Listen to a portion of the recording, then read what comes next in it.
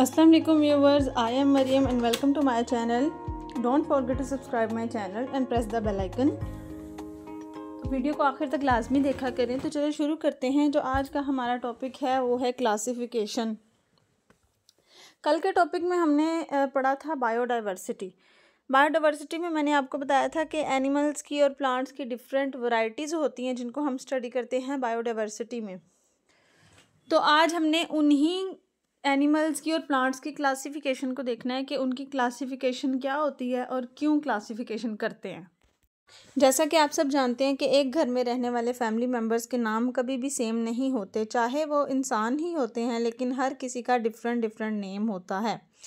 इसी तरह से दुनिया में मौजूद जितने भी एनिमल्स हैं और प्लांट्स हैं, बेशक वो सारे एनिमल्स और प्लांट्स ही होते हैं, लेकिन हर एनिमल का और हर प्लांट का डिफरेंट नेम होता है।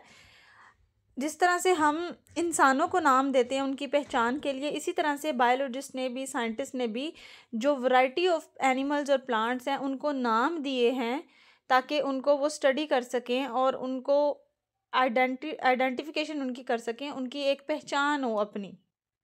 तो इसी प्रोसेस को हम क्लासिफिकेशन का नाम देते हैं।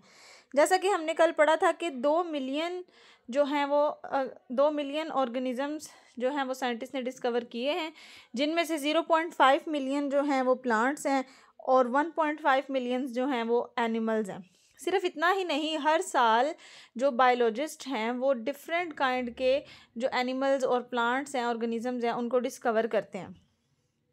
तो जाहिर है इतने एनिमल्स जब होंगे, इतने प्लांट्स होंगे, अगर किसी का भी कोई भी स्पेसिफिक नेम नहीं होगा तो कोई भी उनको पहचान नहीं पाएगा। और जाहिर है कि हर किसी न किसी एनिमल की सिमिलैरिटीज़ जो हैं वो करैक्टरिस्टिक सिमिलर भी होंगी और किसी की डिफरेंट भी होंगी। तो जब तक हम उनको एनिमल्स को नाम नहीं देंगे, उनको क्लासीफाई नहीं करेंगे, तो हमें नहीं पता चलेगा कि कौन सा एनिमल कौन सा है और ये कौन से एनिमल की करैक्टरिस्टिक हम पढ़े हैं।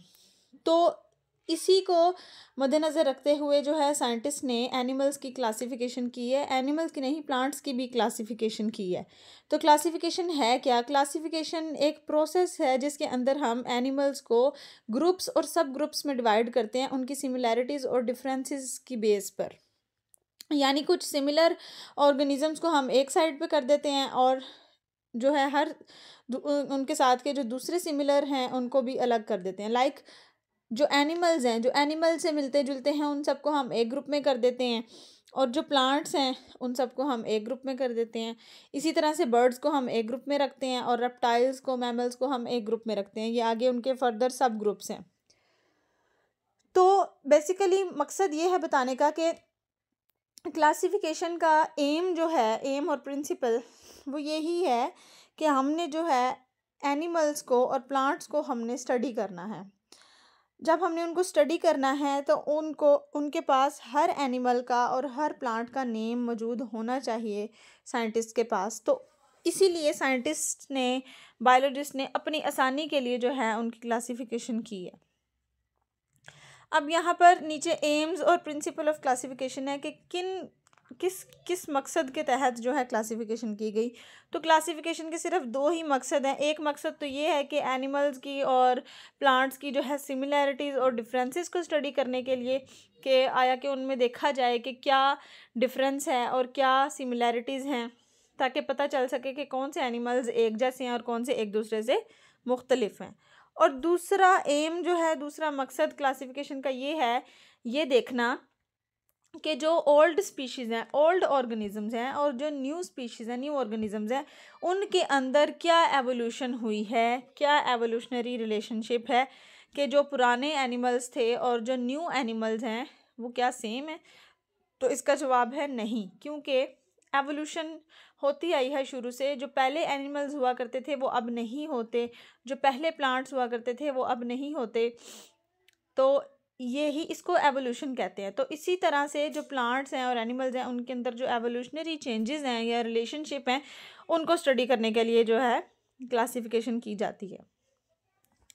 उसके बाद यहाँ पर आते हैं कुछ एडवांटेजेस ऑफ क्लासिफिकेशन के। क्लासिफिकेशन का क्या फ़ायदा है, ये देखें कि क्या कुछ फ़ायदा भी हुआ है क्लासिफिकेशन की मदद से या नहीं। तो यहाँ पर कुछ एडवांटेजेस लिखे हुए हैं। सबसे पहला है कि classification allow biologist to group similar organisms together.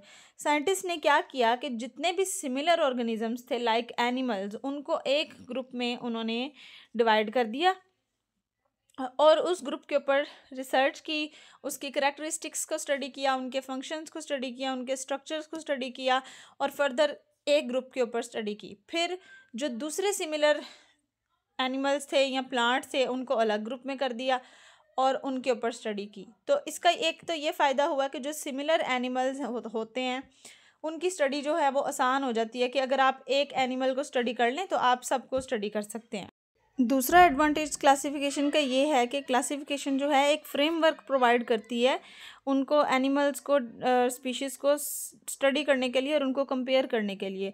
Obviously ज़ाहिर सी बात है कि अगर हमें जब एनिमल्स का पता होगा कि ये सिमिलर हैं तभी हम उसको किसी दूसरे ऑर्गेनिज्म के साथ कंपेयर कर पाएंगे। अगर हमें पता ही नहीं होगा कि इन दोनों में क्या डिफरेंस है तो हम उनको कंपेयर भी नहीं कर पाएंगे। तो ये जो है डिफरेंस क्लासिफिकेशन की मदद से हमें पता चला है। तो ये भी एक बहुत बड़ा एडवांटेज है क्लासिफिकेशन का। उसके बाद क्लासिफिकेशन का ये फ़ायदा है कि it explain the inter relationship among the organisms, यानी जो ऑर्गेनिजम्स के दरमियान इंटर रिलेशनशिप है, लाइक जो स्पैरोज़ हैं, पिजन्स हैं, उनका क्या रिलेशन है आपस में, और जिस तरह से प्लांट्स का और एनिमल्स का आपस में क्या रिलेशन है, तो इन सबको रिलेशन को स्टडी करने के लिए भी क्लासिफिकेशन जो है हमें हेल्प आउट करती है। उसके बाद एक एडवांटेज है कि it helps in the identification of plants and animals. तो ये क्या करती है, क्लासिफिकेशन की मदद से ही हम आइडेंटिफाई कर पाते हैं प्लांट्स को और एनिमल्स को क्लासिफिकेशन के अंदर। और क्लासिफिकेशन जो है बायोलॉजिस्ट्स के लिए एक कॉमन लैंग्वेज प्रोवाइड करती है क्योंकि हर एनिमल का एक साइंटिफिक नेम होता है जिसकी वजह से उसको जाना जाता है। तो इतना ही था क्लासिफिकेशन के टॉपिक में। हमारा आज का टॉपिक यहाँ पर एंड होता है। फिर मिलेंगे एक नई वीडियो के साथ, तब तक के लिए अल्लाह हाफिज़। अगर आपको वीडियो अच्छी लगे तो वीडियो को लाइक करें, कमेंट करें और शेयर करें और चैनल को सब्सक्राइब कर दें। Thank you.